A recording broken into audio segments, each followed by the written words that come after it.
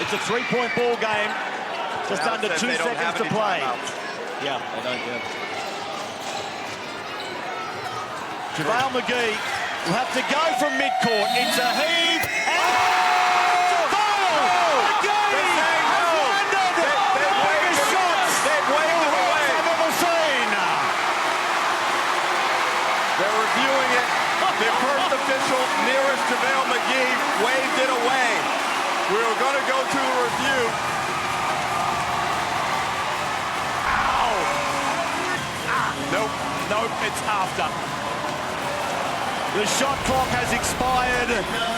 The prayer goes unanswered. And the Hawks are beaten on quite the night for the National Basketball League. It's been high quality. It's been thrilling, captivating sport at its best. Melbourne win it 105-102. This is the ESPN Aussie Hoops Hour podcast, and that was almost the miracle in the gong with JaVale McGee trying to send that game to overtime just a fraction of a second after the lights went red. We're going to discuss that and plenty more for the NBL, and also a Boomers window coming up. An interesting series here with New Zealand across this weekend. My name is Kane Pittman, and the guy sitting alongside me on the screen, I should say, is Olgun Uluc. And Olgun, you were in the building. Please take us inside that moment with JaVale McGee. So close. People may have seen the video I posted on socials. I was sitting like courtside on the corner, right? It's just where I usually am situated.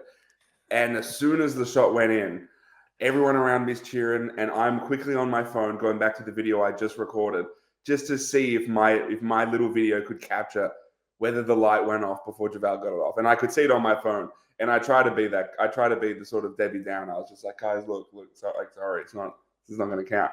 But everyone, and then it was a big letdown when they didn't count it. But live, like you could tell Ruben Woolcock, the official, was right there. Like the fact that JaVale had time it was 1.9 seconds. He had time for a dribble, a little crossover, and then to get that up, there was really no chance I was going to make it. But hell of a moment. Hell of a moment. It would have been incredible. And I think everyone, unless you're a Melbourne United fan, everyone else wanted that shot to go in and see a little bit of extra basketball. And just for the historic nature of what it would have been like. And yes, we all saw your social video feedback on the hardwood. And I took offense to the fact that I don't even know where you were. You were at the Blitz in like row 5 or something like that. That is not the way Olgun Uluc likes to operate. So I was just happy that you were back courtside on the floor. But you know who I blame for this scenario? And everyone that listens to this podcast or watches us on YouTube, big fans of basketball, I assume. And, there's been plenty of stories over the years of perhaps some interesting timekeeping or some interesting statistician work from the home refs. I believe the NBL, they are league people that are timekeepers, but I'm saying the timekeeper is to blame for being too good at their job. Just hesitate just a second on starting that clock, and we would have gone to overtime and the shot would have counted. It would have been fantastic. Look, what's funny again is 1.9 seconds. The fact that he even had time for a crossover, and it was even within a few tenths of a second. That means that I have a feeling. I don't know this for sure, but I have a feeling the person on that clock gave a little bit of grace, gave JaVale that extra 0.2 or 3 of a second to get a little crossover and get a little tween in there before he got the shot up, and it still didn't count, unfortunately. A heartbreaker for the Illawarra Hawks. Let's face it, they're now 4-9 on the season, so that championship defense looked like they were starting to pick things up a little bit. Dave O'Hickey comes back, but maybe now they're in a little bit of trouble. But it does bring us to our first conversation today. As we always say on this podcast, rate, review, jump in the social media, get in the comments, get involved in the show. I think a really fascinating back half to NBL 26 coming up. But let's start at the top. And the question I've got for you, Melbourne United, the Adelaide 36ers, both teams won a stack of games so far, only lost a handful of games between them so far. Are these two by far and away the contenders in NBL 26 and on a tier of their own? I think so. I think they've earned the right to say that. I think Melbourne, best offense in the league, best defense in the league, the amount of weapons they have just on the perimeter between Tyson Walker and Milton Doyle, and then when Chris Golding gets going, and then you still have the front line of Jesse Edwards, and the person who hit the sort of game-winning shot against Illawarra was Finn Delaney. So they have the depth, they have the top-end talent, they have the coaching, they've got everything, right? So they're quite rightly at the top of the table right now, and I can see them finishing as the number 1 seed.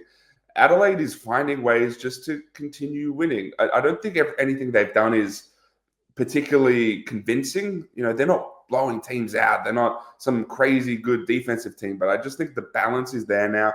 I think Mike Wells is doing a really good job in figuring out rotations going into different sorts of games. And I think that's the other thing. They can throw different lineups at you. They can beat you in different ways. It's not just Bryce. Yes, it's very Bryce heavy. Bryce is what he's heliocentric, right? It's what everything is revolved around. But we've had big Zylan Cheatham games and big Isaac Humphries games, and we just had a big DJ Vasiljevic game.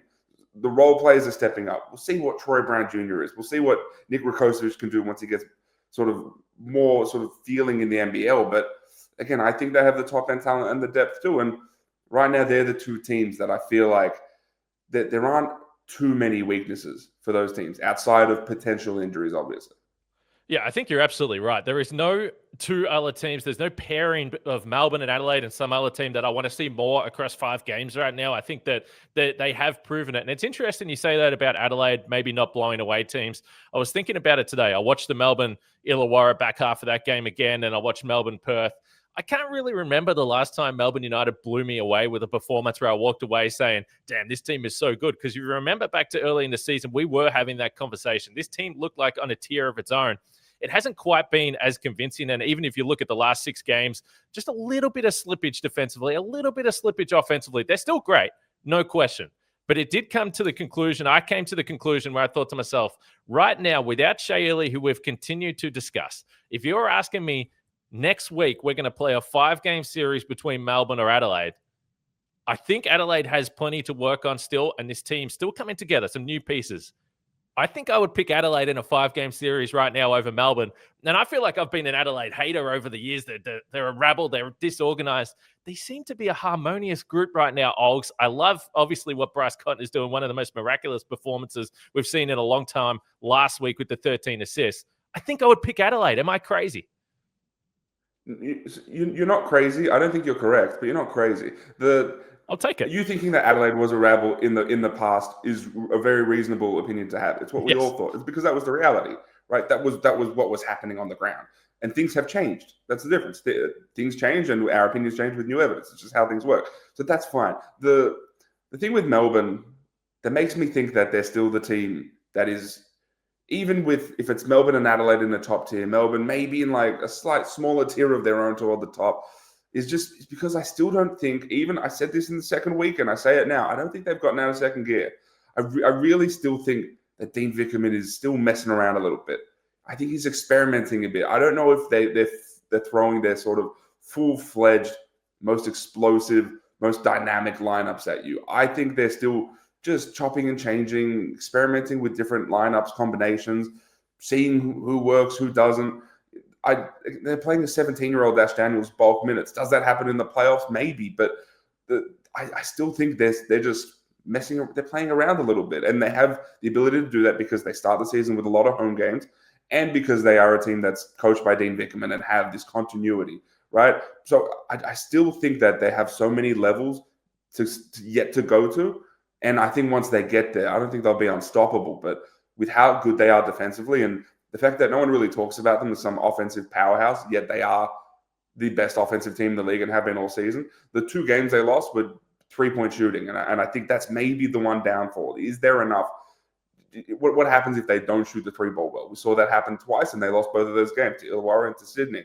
But I still think you just trust the defense and you trust just how high-powered they are offensively, which I think is a really understated thing about this team. And I don't think they're close to what they're going to be come January, February. You might be right. I think both teams, to your point, I think Melbourne is a little bit more solid in terms of we do think we know what we're going to see. I think Adelaide still has some significant question marks. And the one point I would make with Adelaide, I know at the start of the season, you look at this team and you maybe think that they're not a great defensive team. But if you look at the numbers over the month of November, they're getting better. They are getting better defensively, and there's no reason why this Adelaide team at the end of the season can't be a top 3 defense when you have Zylan Cheatham and you have Isaac Humphries, and then Troy Brown, we think at some point in time is probably going to come into this starting lineup. They've got size. They've got enough bigs to handle Jesse Edwards, who we know is a massive problem for teams that do not have the size when you think about Sydney. And even this Illawarra team that he went crazy on in that matchup with JaVale McGee, against Perth, against JLA. So I think Adelaide has the versatility with their lineups now. They've got depth that they simply did not have. Mike Wells pointed to that. So I do love Melbourne. This isn't an anti-Melbourne take, but I just think Adelaide is building something special, and I would love to see these two teams over a 5-game series.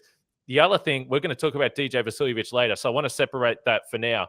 The other thing is that Adelaide do have big game players, it feels like, whether it's Cheatham that we've seen step up in big moments. Bryce is Bryce. We already know that. So I don't know. I can't believe I'm saying this, but I do think that I would take Adelaide in 5 games right now without Shea Ili. And he is a big question mark. He might be one of the biggest question marks on the season right now, just has not been able to get healthy.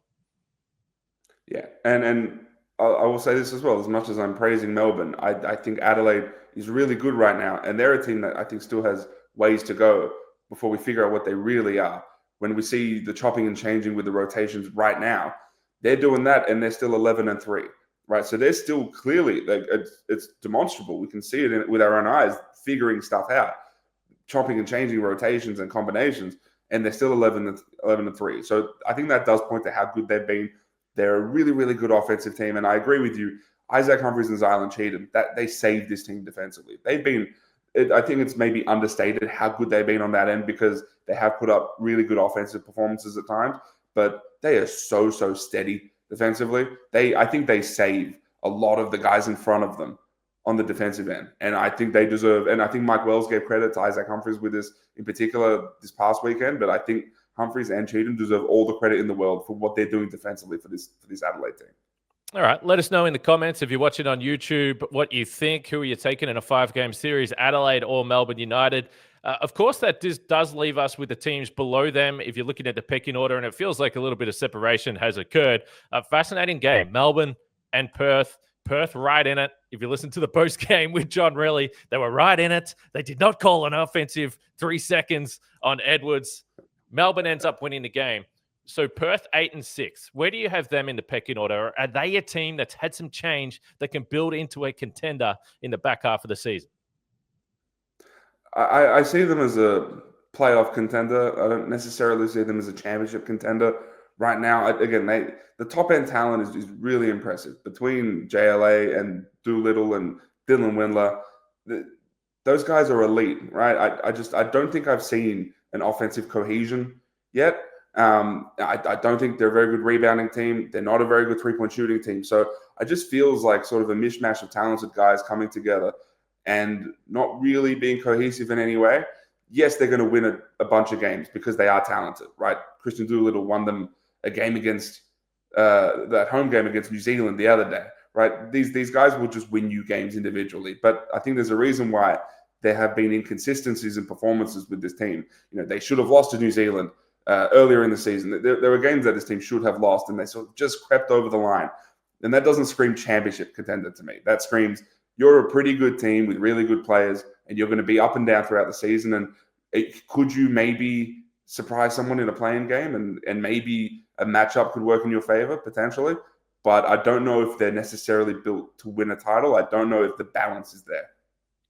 So the big question for me, for John, really down the stretch, and I think it's a real challenge. If you look at the makeup, you pointed to it, the makeup of this roster, Doolittle's probably their best facilitator, and that's going to be problematic. So he has 6 assists in that game against Melbourne. I know they bring in Duke Jr., but he had 5 assists, 4 turnovers. He's not a pure point guard. He's more of a complementary guard that can handle the ball a little bit, but you don't want him running the entire half-court offense. So then we've discussed it through the year. You're leaning on guys like Ben Henschel, Elijah Pepper. Can they actually run an offense a little bit? And it's probably the reason why Jaron really, everyone was sitting back and saying, man, look how good this guy is, because he's a pure point guard and he can run the offense and get guys in spots where they can maximize their talents. So I think Doolittle's a guy that can score in isolation a lot. He loves getting into that mid-range. He's a powerful player and he is a smart player. He's highly skillful. He can facilitate, but I don't think you want him being your guy that is your primary facilitator in the half court. JLA is a big isolation guy. He can physically overwhelm you. So the offense hasn't really been a problem. It's actually been on the defensive side of the ball. And yet when I think about teams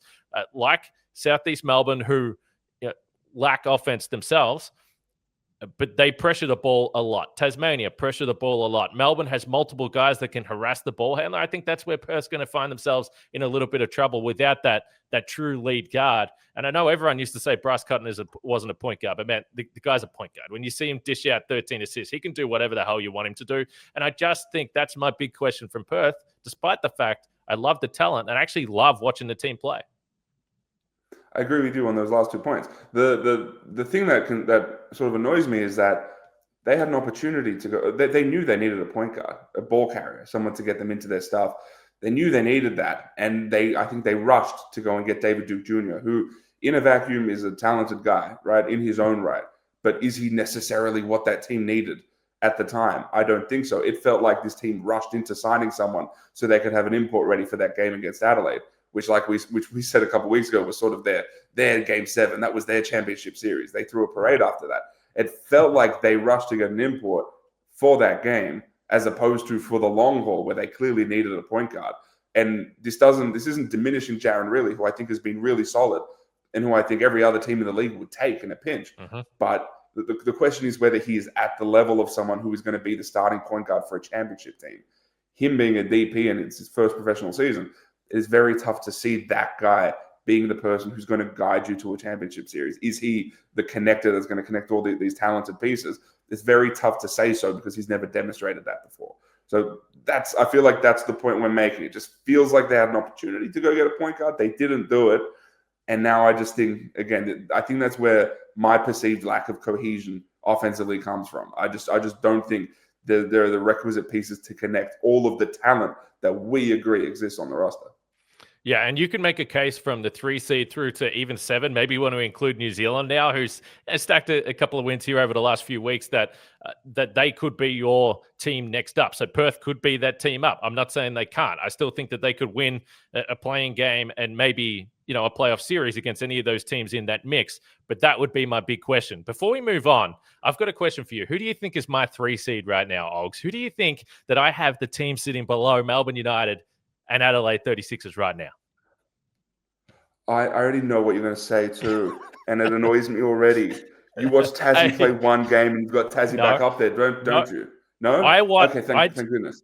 I did. Yes, I did watch Tassie play one game. I watched them play one game with their full squad back out there and David Johnson out there and Will Magnay out there, and they took the Sydney Kings to the cleaners. And this is the Tassie Jackjumpers that I said at the start of the season, the most talented roster they've ever had. And I've had to bury my head in the sand and pretend that I didn't make that take because they haven't been healthy. But now they're back healthy. They were ferocious defensively. I love the bench that they've got with Bajuk Dan and Nick Marshall is looking great, and Ben Ayre is pesky off the bench. You're not asking those guys to play starter minutes. I like the import trio. Magnay, he's going to miss a couple of games through the back end of the season, but just get him healthy. And I've got the Tassie Jackjumpers as the number 3 seed. Yes, off one game, Olgan. You knew it. You knew it was coming.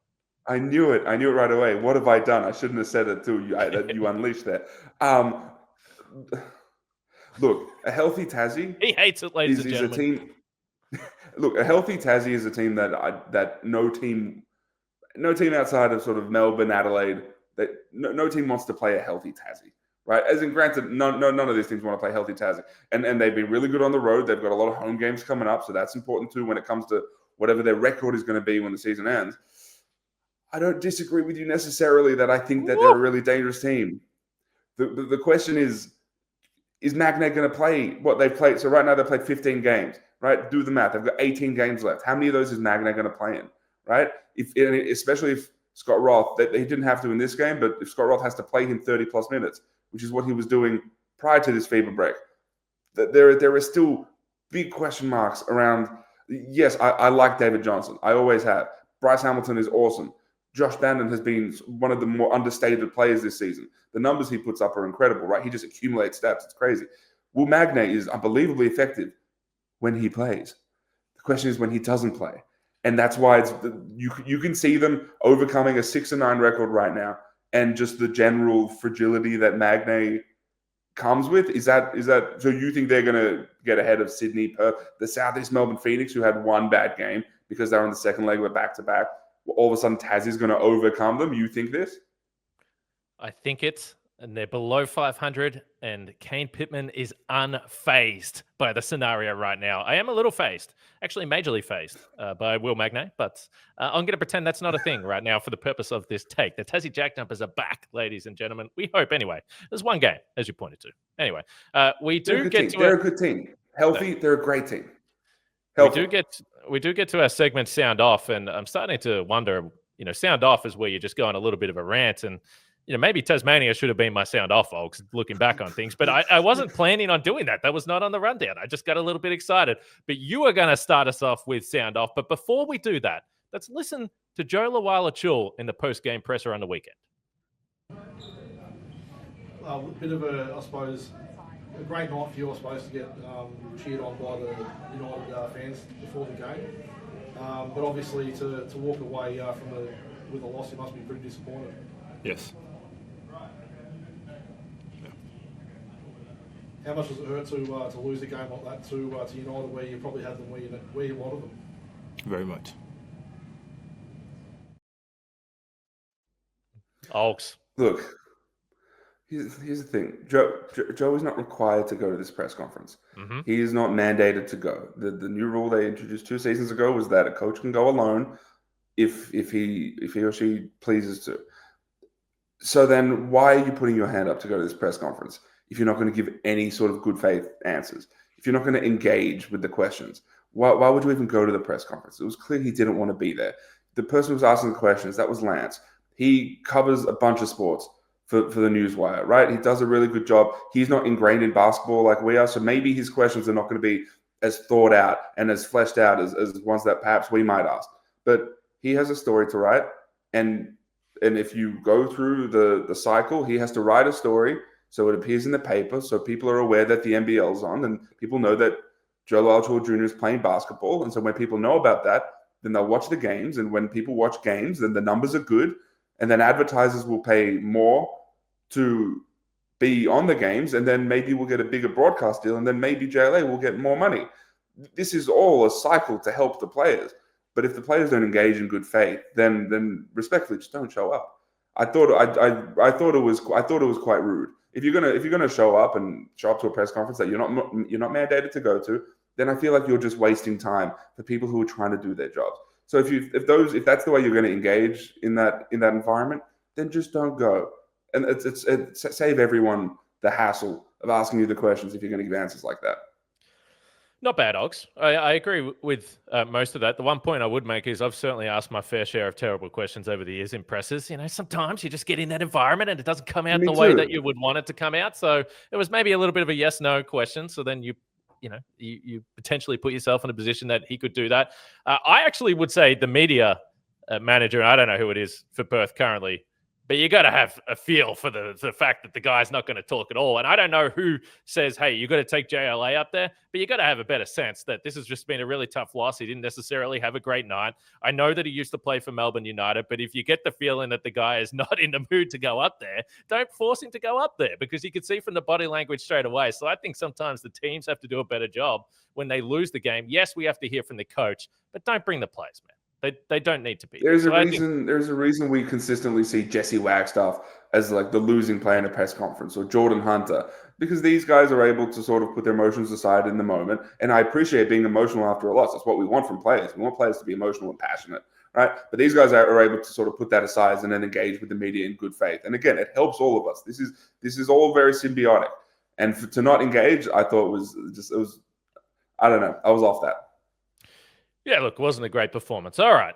My sound off. DJ Vasiljevic. Lots of conversation around this man over the last week or so since he has moved to the bench. And I've even seen a little hint on social media, and perhaps some of the discussion we're seeing elsewhere in media, that DJ has been put in a bad spot and he should be upset, or we should feel bad for him coming off the bench. I think that's complete rubbish. DJ, as a competitor, should be someone that understands that he is a better basketball player than Isaac White. He's a better basketball player than Matt Kenyon. So he should, in his own right, believe that he should be starting for this Adelaide 36ers team. And he shouldn't be happy that he played 3 minutes in the first half against that game against Southeast Melbourne Phoenix. He should be playing more than that. And I think we saw that in the game when White plays 17 minutes and has 4 turnovers. maybe they wanted to use more ball handling against that ferocious Phoenix defense. That's potentially a theory, but it didn't work out. Matt Kenyon played only 7 minutes. But what do you do if you want to win a championship, Olgs?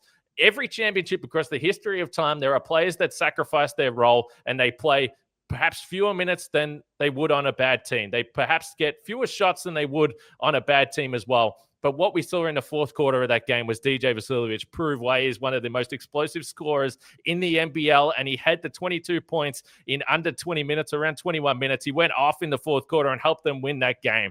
So I think he is going to be a big part of this Adelaide team and why they can win the title, but nobody should feel bad for him. He's a professional athlete. He would feel a little bit insulted by this, but everything that he has said and everything that he said about this 36ers team and the locker room this year, to me, from the outside, has been a great teammate and someone that's bought in. He spoke post-game about wanting to get that third title. So yes, I understand why it's a story. Maybe DJ would be a little bit annoyed by it, but this is sacrifice to win a title. So I think it can work out very, very nicely for him in the long run. And if he has more fourth quarters like he did in that game against Southeast Melbourne, no one's going to question how important he is to the success of this team. All I'll say is that I think throughout this entire process, I think Mike Wells' coaching has been pretty spot on. He has created his rotations situationally based on the opponent he's facing. When you play a team, so for example, when you play a team let's strip it back. Kane, I know this is a segment, but let's strip it back. Why do you think DJ was benched? I think that the Mike Wells, and he's kind of hindered to it. He's trying to figure out what is the best lineup for combinations with players, and it's probably defensive purposes for that. I don't think DJ's found his spot 100% in that offense with all the guys they have, but as I pointed to, probably Phoenix, a team that they were looking for Isaac White to play a bit more of a pesky defensive role. And look, the Phoenix, not really a team that has crazy perimeter offensive firepower. So it wasn't really the need for sort of Isaac White's skill set or Matt Kenyon's skill set. But when they play a team like the Tasmania Jack Jumpers and Matt Kenyon can step in and play a significant role on Bryce Hamilton, then I think DJ probably returns to the bench and his minutes probably get stripped back to 15-ish minutes. And I think that's okay. And I think when Adelaide goes ahead and faces the New Zealand Breakers like they have a couple of times, and Isaac White did a good job in Parker Jackson Cartwright, then I think Isaac White's minutes are going to be, we'll see an uptick, and DJ's minutes will be stripped down again. And then when they play a team where there isn't crazy perimeter offensive firepower, then I think we'll see more minutes from DJ, and he's going to be able to go and do his thing. But so I feel like the discourse around this is sort of like, it's a whole lot of nothing. It's a whole lot of trying to criticize a coach for doing something that is working. They're on a 4-game winning streak. What happened to the 3 games prior to the last game? I think that was pretty good coaching and pretty good, sort of feel rotationally from Mike Wells. I think they've done a really good job of figuring out the combinations, figuring out what works, what doesn't. Again, the fact that Isaac White played 17 in the first half and then 3 in the second half is a good example of coaching on the fly and understanding what the team needs at a certain time. So as long as everyone is happy with their respective roles, and that includes DJ, then this is awesome. To have guys of that talent level coming off the bench and being situational is a really good situation to be in. And I just feel like there is this sort of air of like discontent that's coming from sort of around the Adelaide fandom of just why isn't he doing this? And look, he hit a bunch of shots, so therefore he should. No, this is working. Stick with it. I think this is working for a reason. I think the team should obviously stick with this. Well, it didn't work in the first half, and they were losing, and then they did put DJ back on the floor. So maybe fans look at that and say, well, he should have been starting the whole time, and you wouldn't have put yourself in that predicament. I think it's going to be less of an issue when Troy Brown, I believe, probably comes into the starting lineup in a week or so. Like I think that's what will happen. I don't know that, but I think that will be the guy that will fit in. I think he can be a bit more of a role player for this team. But I understand when people see Matt Kenyon starting Isaac White, they're like, come on, they are not better players than DJ. And they're not. I don't think anyone can. I know you're a fan of the situation and the role players, but on an individual basis, they're not better players than DJ. So, and sometimes, fans have the right to look at it simply and say, hey, that doesn't make sense. But my point is, DJ, yeah, chip on his shoulder. But I've always believed that's sometimes when he's at his absolute best there. And as you pointed to, there can be no complaints when this Adelaide 36ers team continues to win as they are right now. They've only lost 3 games for the whole entire season. Hey, time getting away from us a little bit here. Funny, someone tweeted us the other day and said, it's the Aussie Hoops Hour. They don't even podcast for an hour. So maybe we should make this the Aussie Hoops 25 to 35 minutes or something like that. I don't know. Hey, we want people wanting more, Olgun. We don't want a long, drawn-out podcast where we go around in circles. We want to bounce around the topics. Let's talk Boomers just real quick, though, because they do play New Zealand this weekend, Friday night in Hobart, Monday night in Wellington, if my time zones are correct there. And two fascinating games. This is a talented New Zealand team, a talented New Zealand squad that we have. And we know that it's not Australia's A team by any stretch. So the question I have for you, how concerned should Aussie Hoops fans be coming up against this New Zealand team? I think very concerned. I think just looking at the front line, which is Finn Delaney, Sam Menenke, Yanni Wetzel, Tyrell Harrison, just that front line is scary, right? And yes, Australia has talent in its own right? Obviously, Noble Magnet, but then Keanu Pinder comes in. You know, there is talent across the Australian roster, of course. But when you look at a potential like 8 or 9 man rotation from this New Zealand Tall Blacks team, they're really, really talented. And they have the potential to be big, to have positional size, to be athletic. And I'm not saying that they're necessarily going to beat Australia, but I think they would go into this, I don't know if it's 50-50, but it's closer to, it's pretty close. This isn't one that I would never, I never bet on games. I cannot. I'm not allowed to. I'm not permitted to. But if I were a betting man. Well clarified. This is not a game. I must. If I was a betting man, I wouldn't touch this game. Because I think that this Tall Blacks team is too good for Australia to even think about even coming into it half-assed. They have to be at their full-blown commitment level in this game. I got a tip-off that a Bolgan Mulic put $100,000 on New Zealand on Friday night. I don't know who that is, but she sounds terrific. But yeah. Look, I think these are going to be really fun games to watch. World Cup qualifiers, these games matter. The Philippines and Guam, the other two teams that are in this group. So these games really do matter. You mentioned the bigs. I think that's absolutely a good point. But I'm also looking at guys that have been hot in the NBL, like Flynn Cameron and Mojave King that are in this squad as well. Guys that are playing real meaningful minutes now. Shea Ili, have they taken him out of the squad yet? I mean, you assume that he's obviously not going to be playing. Shea Ili out. Tane Murray comes in. Tane Murray some really good glimpses over the past couple of weeks in Brisbane. And for the Boomers, I don't know if they've announced this yet, but the word I got was that Owen Foxwell is not going to participate. So I don't know if that's confirmed yet, but he will not be participating. Interesting. A little light on in the guards. Last one I've got for you as we wrap up this show. Obviously, they withdrew Will Magnay from the squad. Then he's back earlier than probably was expected. I assume Tassie's probably like, hey, just chill, man. We don't want you playing in these 2 games. But as an Australian, I want Will Magnay playing in these games, probably ahead of Pinder. Now, Pinder's a great player, but the defense, Magnay when he's at his best. Any chance we get a reversal? Put Magnay back in the squad, play at Hobart, MyState Bank Arena. I don't think so, especially because purely logistically, having booked a flight for Keanu Pinder from Japan to Australia to then just say, actually, we really don't need you. You're just a training player for this trip. It's probably a waste of money for Basketball Australia. Yep, that makes total sense. But either way, make sure you tune into these games. Of course, they are on ESPN. Going to be really fascinating. As I said, Friday night in Hobart, Monday night in Wellington, Australia, New Zealand, World Cup qualifiers. These games absolutely matter and a big chance for some of these NBL and the fringe Boomers to put up their hand and have a big performance. Dean Vickerman, the head coach there. We are in a really interesting spot in the NBL season. A little bit of a breather now with this FIBA window, Olgs, but we'll be back next Tuesday. We'll be able to talk a lot of Boomers, what we saw, maybe get into some more NBA, college hoops going crazy as well. Aussie's doing great things there. You were good tonight, Olgs. Well done. Thanks, man. I have content coming this week, next week. The NBL sort of, we're going to break now. So this is a chance for us to sort of sit back, temperature check. So that sort of content is coming soon. So keep an eye at espn.com.au. We love it. Nothing but net. Aussie Hoops Thursday night on ESPN. DJ Vasiljevic will be there, so make sure you tune in. We'll be able to ask him some of the questions about the conversations we've just had. But for now, this is the ESPN Aussie at nearly 40 minutes. Thanks for joining us. Get involved in the show. Drop your comments, and we'll speak next Tuesday.